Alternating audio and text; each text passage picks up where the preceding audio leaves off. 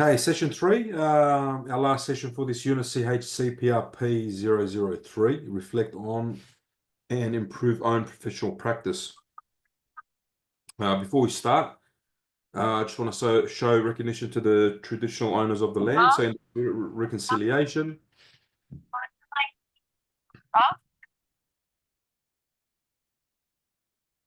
In the spirit of reconciliation, Hattah Institute of Education acknowledges the traditional custodians of country throughout Australia and their connection to land, sea, and community.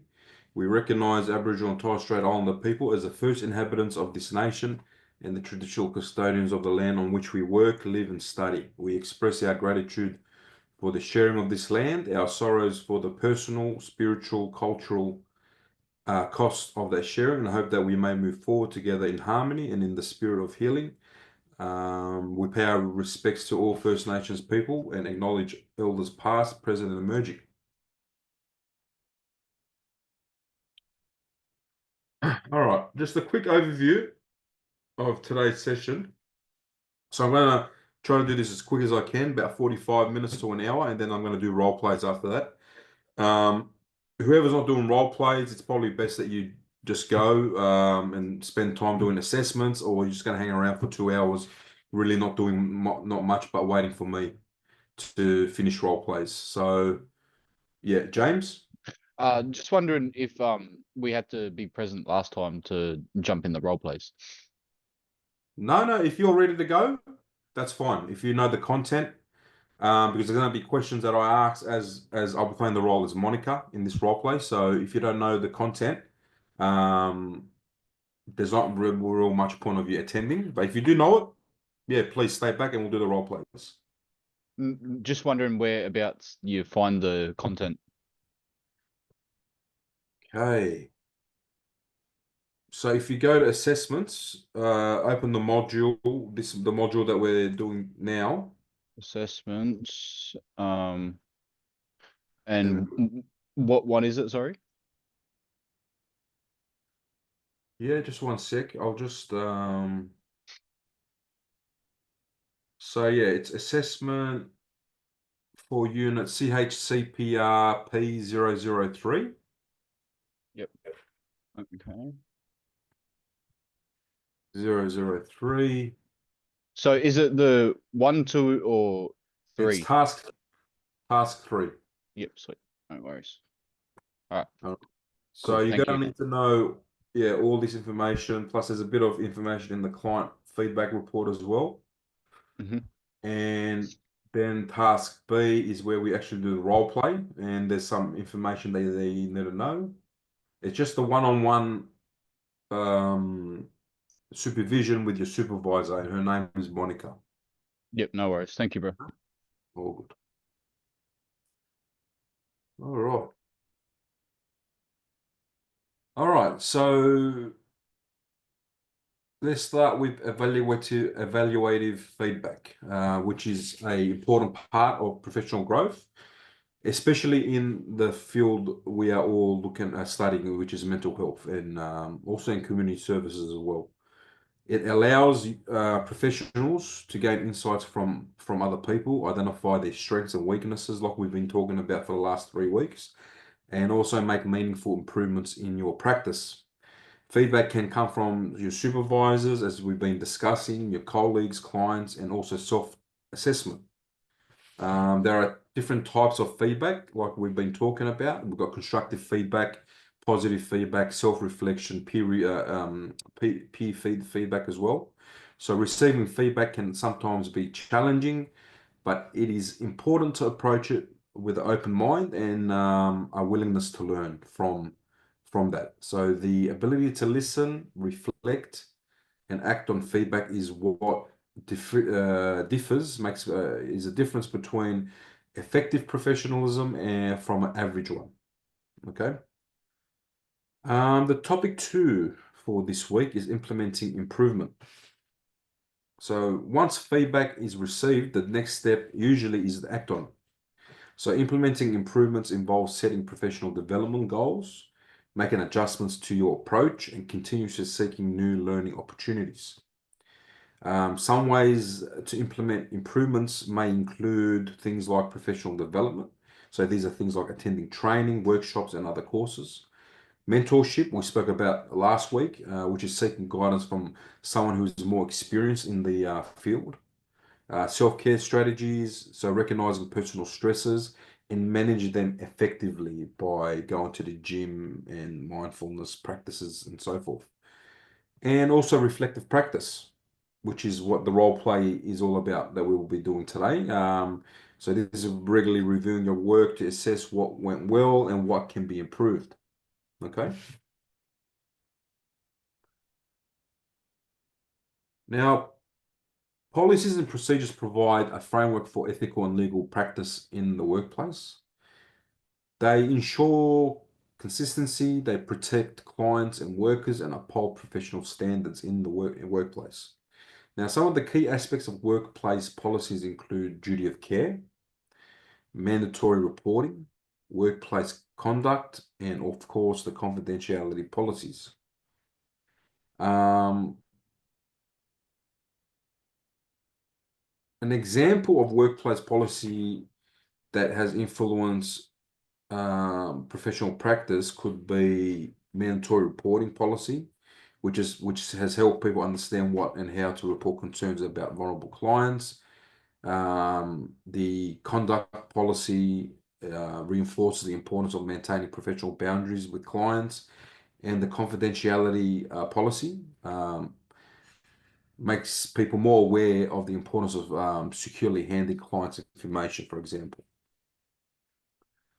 Privacy and confidentiality are important, or sorry, are essential ethical and legal obligations in the mental health field and also community services. Clients must trust that the personal information is kept secure and only shared when legally or ethically necessary. Some of the key considerations that should be included are obviously the privacy law, so things like the Australian Privacy Act of 1988, confidentiality agreement, so this is about ensuring professionals do not share client information without consent. Limits of confidentiality, so if there's situations where disclosure is required, for example, risk of harm to self or others, and informed consent. Now, informed consent, an example of this would be, so informed consent firstly is when clients must fully understand what they are consenting to before any service is provided. So usually this is done before we offer services. So you get consent from the client, for example, for getting to making referrals. Um, an example of this could be if a support worker has a young client who confides that they are experiencing suicidal thoughts, but asks the worker not to tell anyone. The worker is now faced, obviously, with an ethical dilemma. So respecting the client's confidentiality or taking action to ensure their safety will have to be what the support worker does at that point. Okay. Duty of care. Excuse.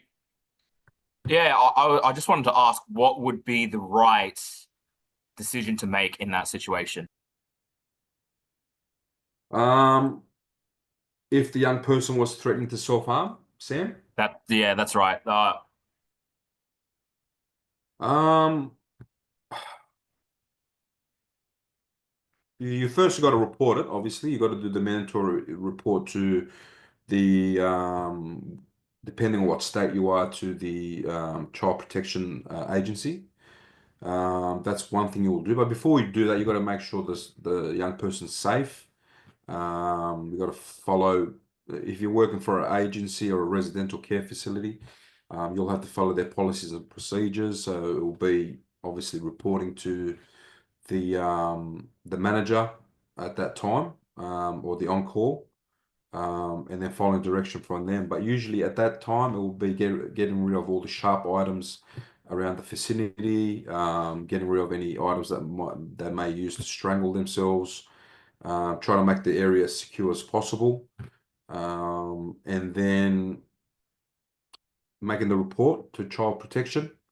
And just depending and then obviously make referrals as well to the counselors and psychologists and all that. The on-call might increase if the young person's on a sleepover shift, they might change it to an active shift where the young person's now been supervised on a one-on-one basis as well. So it just depends on the situation. Yeah. Okay. Thanks for that. All good. Duty of care. Now, duty of care is the responsibility we have to avoid actions or inactions that could cause harm to the people that we support.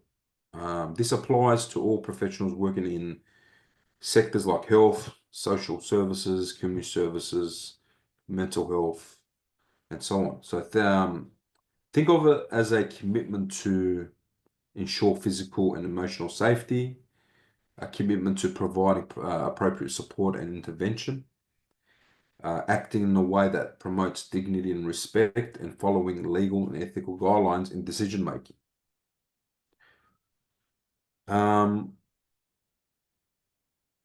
The 4 key aspects of duty of care, as you can see on the screen.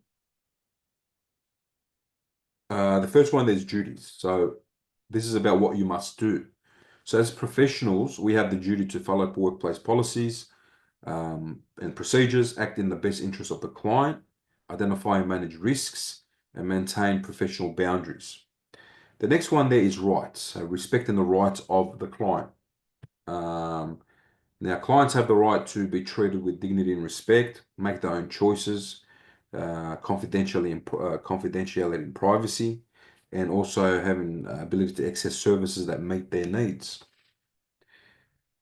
Directions. So the guidelines that inform our practice pretty much. So we are guided by workplace policies, legal requirements, ethical frameworks, and local policy and procedures from the workplace.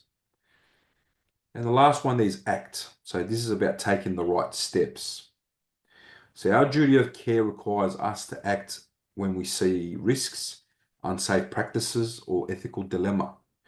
This could mean reporting concerns to a supervisor, following risk management protocols, and encouraging clients to make the right decisions or safe decisions while respecting their autonomy as well.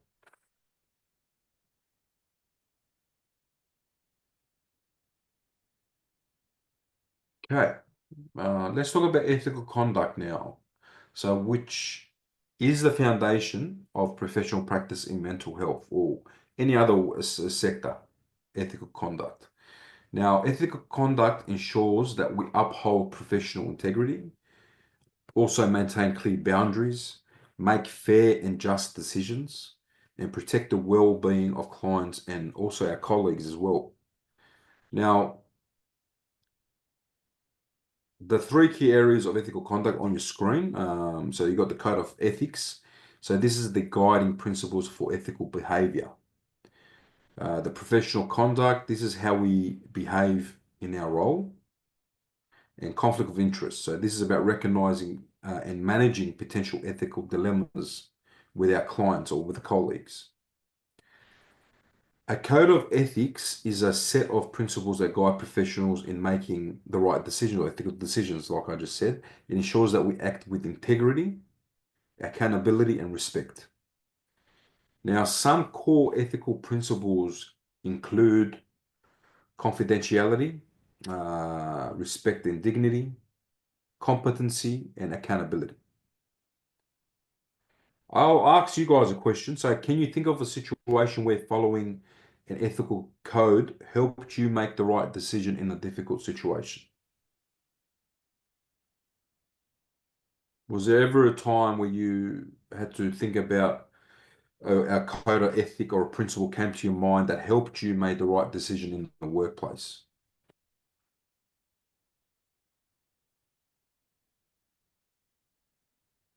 Mickey. Mm, I'm not 100% sure that the example, the work experience I had is gonna be like 100% related to this question, but what has been happening during when I was a child educator in a childcare facility is was there was like a fight between two kids, right? So during the fight, the one kid just was more violent and aggressive, so actually literally beaten another kid. So because of the policies, well, it's our like obligation to call the customer, to call the parents of the kids who actually get injury from this fight and tell them what has been happening. And so at the end of the day, when they come and pick up the kids, they have to like have a full understanding of what has been happening and sign the form, accident form, before we release the kid. So during the conversation, as we know, all the parents are very protective of their kid.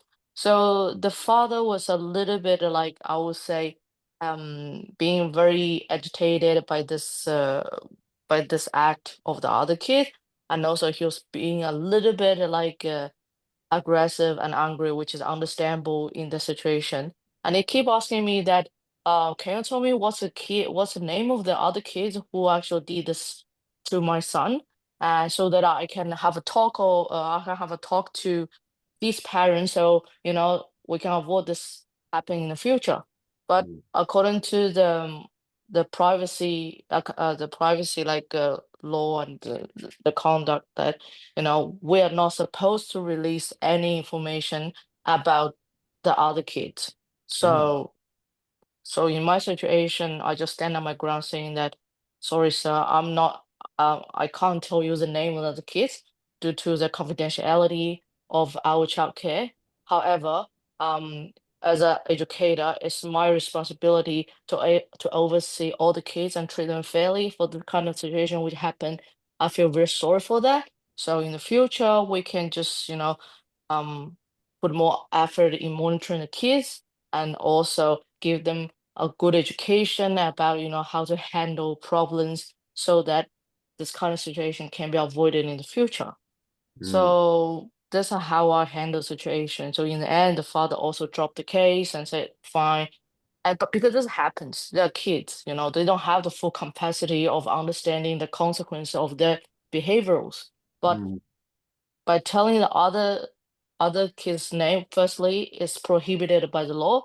But if let's say if another kid doesn't have the good knowledge and simply just told the name of the kids, maybe can make the situation even worse. Maybe can transfer from a small problem between the kids due to like innocence to like a big fight between the parents, which can be avoided. So this is the case I have experienced during my work life, and this is how I handled it. Yeah. Yeah, thank you for sharing that example, which was a very good example of privacy and confidentiality. So thank you for that, Mickey. Tony? In my role as a youth worker, I worked on out-of-home care, and I remember a situation with an 8-year-old at the time who had bike rules. She got a bike for Christmas, and it was under certain rules when she was allowed to use and not use the bike. I came on shift and she was riding the bike up and down the street, and she knew for a fact that she was supposed to have the bike inside by this time. Not only was she defiant and aggressive and telling me where to go, I had to act very professionally in my conduct, because not only was she being observed, I was being observed by the whole street. So the way I reacted to her, the way I handled certain behaviors, how I finally got her home without antagonizing or being aggressive or anything like that, I needed to keep my professional conduct in regards to the organisation's policies and procedures and their values in that circumstance. And it took me a good 40 minutes to get that bike inside that house through conversations and consequences, I suppose. Yeah, thank you for that. Another good example of how policies and procedures sometimes can guide your frustration with clients as well. And just keep you grounded and make you just remind you that you are in the workplace. It doesn't matter how annoying clients can be sometimes, that we've got to always uphold professionalism and yeah, just deal with the customers as professionally, clients as professionally as possible. I'm sure that would have been a very difficult situation dealing with that young child. Martin? Yeah, mine is in regards to working ethically in a professional setting, and we discussed something like this last week about when you're trying to develop in your career, you use your mentors, and you use your networks in whatever business it would be to get better and get further along in your career. So I been involved in hospitality and the construction side of it, in engineering and hotels. You would come across situations where you would put out bids or contracts to get a certain job done, and you'd get like three prices, and you would go with the not necessarily the lowest price, but with the better price, and whoever was going to give you the best product. But you will come across so much information. You're going to know who has the lowest bid. You will also know that your mates are in the same business. You will also know that you'll get pressure from the other guy going, what was the lowest bid? And they can then come in lower or whatever and try and win that contract or win the job. So you just have to remember that in hospitality and in five-star hotels in particular, that it's you will see a lot of the same companies going around to all of these businesses. So you have to remember the standard operating procedures from those hotels and those individual businesses, and that also encompasses the conflicts of interest and the professional conduct, as well as obviously the particular business's code of ethics. Awesome. Thank you, Martin. Thank you for that. Okay. Let's go on to legal requirements. Thanks, guys, for all your examples. So legal requirements ensures that workplaces operate safely, ethically, and fairly. So as you can see on your screen, the three key areas that usually help us when it comes to legal requirements is WH&S, mandatory reporting, and the discrimination laws. Now, WH&S, these ensure, or WH&S laws ensures a safe working environment by identifying risks, following safety procedures, and also preventing harm to staff and the clients. Mandatory reporting. Now, well, this is a legal obligation to report suspected abuse, neglect, or harm, particularly when working with children, older adults, or vulnerable individuals. The last one there is discrimination laws. Well, these protect individuals from unfair treatment based on factors like race, gender, disability, and religion as well. Employees and workers must ensure inclusive and fair treatment for everybody in the workplace. Okay.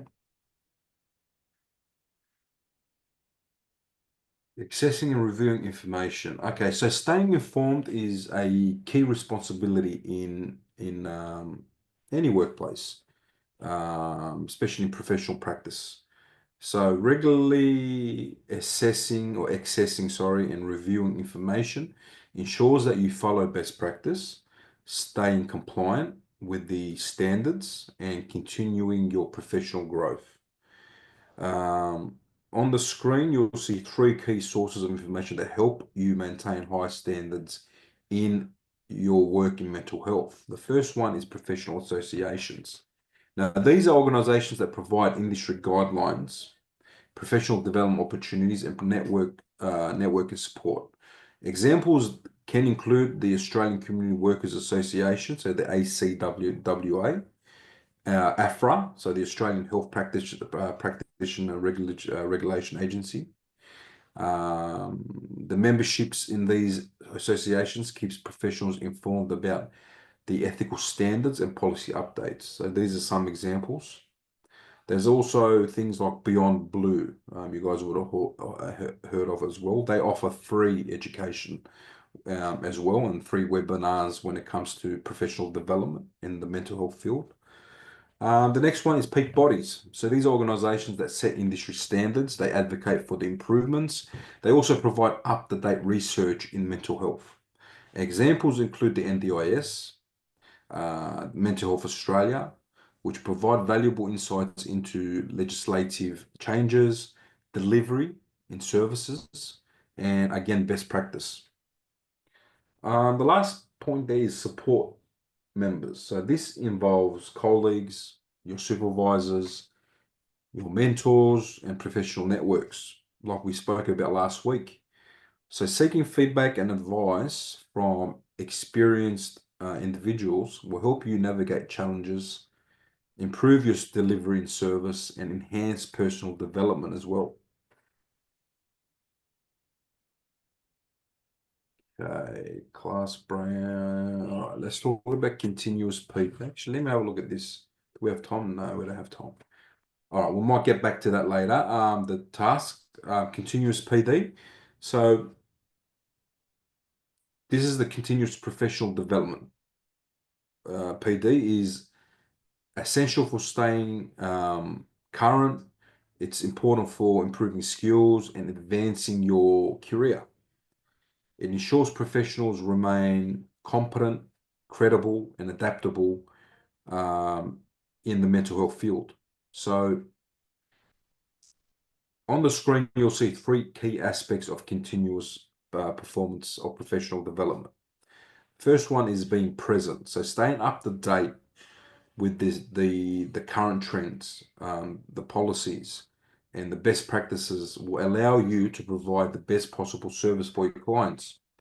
Regular learning opportunities such as workshops, webinars, and courses will help you maintain a strong foundation of knowledge.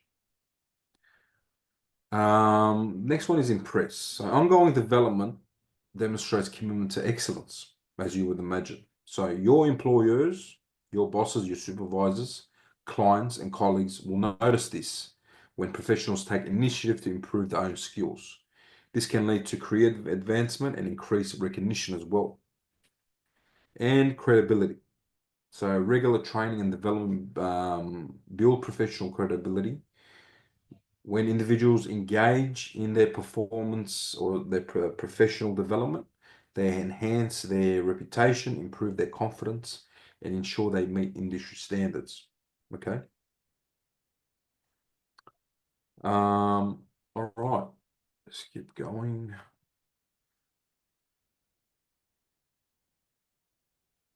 All right. Couple of other areas when it comes to continuous PD is widen experience, strategies, and approaches. Now, what do we mean by widen experience? So this is about engaging in new learning opportunities to broaden your perspective in the field.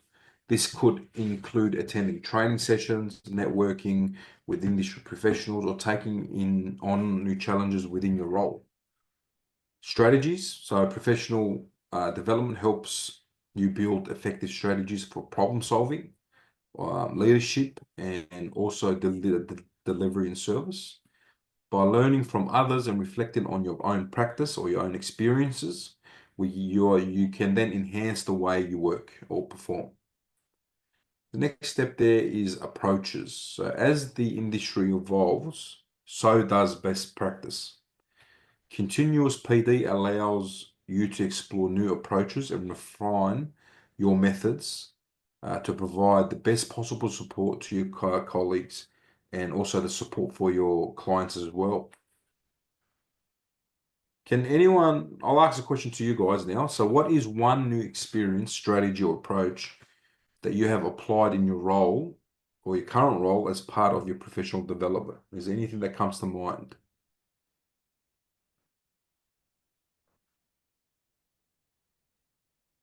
Alona. I don't know. I just constantly practicing about the reflective practice. So at the end of the night, before I'm going to bed, I always reflecting what I did for the day. And then from there on, I'm trying to assess myself. What are the things that I need to improve? Excellent. Very good. Very good. Karen? Um, uh, I learnt about recently learned about some approaches to ADHD and serious procrastination problems, which is something that I suffer from personally. And it's I'm going to have to bleep out the swear word, but it's just effing do it. And sometimes you just have to make that approach to just effing do it. Excellent, thank you. For 1 minute, and if you don't get anywhere in 1 minute, walk away for 5, come back, sit down for 1. Very good. Awesome. 1 and 5. Jody. Just with my work, my current work, we facilitate injury hotline. So we have a lot of mental health calls come through nationally. So we just implemented a strategy where we meet with a psychologist who does sessions with our teams on a monthly basis, and gives us strategies around how to calm or talk to people, because obviously building a connection over the phone is a completely different thing. So just strategies that were put in place, and it's actually been really helpful to our team. Awesome, thank you, thank you. Sounds really good. Martin. So what I've done is I have joined a local a men's health group, and every Thursday night we go, we grab a coffee, we have a chat. So you know, you're learning new things, you're hearing about all of their stories, why they go walking on a Thursday night, and through that you're networking also. And one of the guys that I have met, he's put me in contact with a community peer support worker who I'm going to meet on Friday morning next, just to have a chat with him about some of the stuff that is going on locally and where you can volunteer and things like that. Well, that's really good. Good on you, Martin. Thank you for that. Deborah. Hi. So I currently work at a high school with a class of students who they're generally teenagers, so they're disengaged from school. And basically, I've had to come up with different strategies and approaches to help them become more engaged at school and realize that they don't all learn the same. So I need to, differentiate some work for them, and just come up with different techniques for each student, because, one classroom, you could have 5 or 6 different teaching strategies within that one room. So that's been a big learning curve for me currently. And you done a lot of research in that, or? Yeah, I have. Yep. So I've just done some online training involving differentiation, and I'm about to do some more on like how to regulate, if they're overstimulated, so how to deregulate them, and things like that as well. Yeah. Awesome. Thank you for that. Aaron. Yeah, so mine's sort of similar to what someone said before.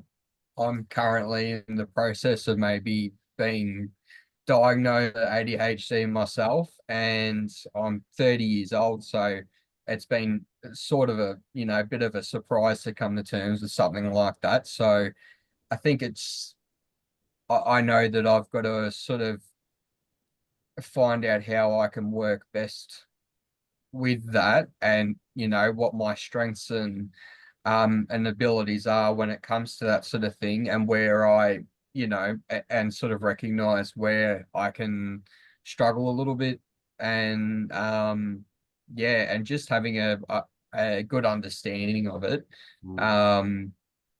So yeah. Awesome.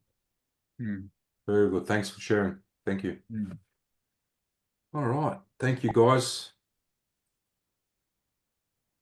All right. Reflection. So, as we've been talking about, reflection is a very important part of a professional setting and growth, as well as a individual, both in the workplace and in your personal life. It allows us to assess our experiences, learn from them, improve our future practices. And we just heard some good examples from you guys just before about reflecting on yourself. Reflection will help you become more self-aware. It will help you develop critical thinking skills and refine your approach in the workplace. A structured reflection process will include the 4 key questions that you see on your screen most of the time. So the first one there is what happened. So describe the situation objectively. The next one there is what did happen. So this is about identifying the factors, including personal actions, external circumstances, or systematic issues. The next one is how do I feel about it? So this is about acknowledging emotions and also the personal responses to that specific experience. And finally, what can I take away from the experience? So we need to determine what lessons were learned and how they can be applied in the future. Okay. All right, and that's it. We're done. Now we can do our role plays. All right. So I'm going to give you guys a 5-minute break. I'll come back. We'll do a quick rundown of the role play again. I'll probably take everyone that's going to do it. I'll take you guys out in a breakout room, probably 3 at a time. And I'll do the role plays in the breakout room. When you guys are done, I'll come back and I'll take the next 3 into the breakout room. All right. So for those who are not going to do the role play tonight, there's really not much point of hanging around because there's not going to be anything for you guys to do. So you can use this time to do other assessments or just do your own thing really. Yeah. So I'll give you guys a 5-minute break. For those who are not going to do the role play, good night, and I'll see you guys next week. We're going to start our new unit next week as well. So yeah, I'll see you guys next week. If not, the guys who are staying back, I'll see you guys in 5 minutes. Okay.